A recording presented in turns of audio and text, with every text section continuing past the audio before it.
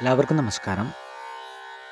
ഇന്നത്തെ ശുഭചിന്ത: ജീവിതം മനസ്സിലാക്കാൻ നമ്മൾ ഭൂതകാലത്തേക്ക് തിരിഞ്ഞു നോക്കണം.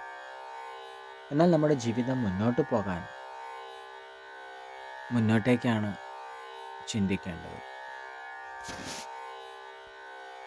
അതായത് ഭാവി കാലത്തിലേക്കാണ് നമ്മൾ നോക്കേണ്ടത്. ഭൂതകാലത്തിൻ്റെ ചങ്ങലയിൽ അടിമപ്പെടാതെ ഭാവി കാലത്തിൻ്റെ ശില്പിയാകണം. എത്ര അഴുക്ക് പുരണ്ട ഭൂതകാലമാണെങ്കിലും ഓർക്കുക, ഭാവി അഴുക്ക് പുരണ്ടിട്ടില്ല. നല്ല ഭാവി കാലത്തിന് ഭൂതകാലം ഓർക്കേണ്ടതില്ല. എല്ലാവർക്കും നന്മകളുണ്ടാകട്ടെ. എല്ലാവർക്കും ജീവിത വിജയം ഉണ്ടാകട്ടെ. നന്ദി, നമസ്കാരം.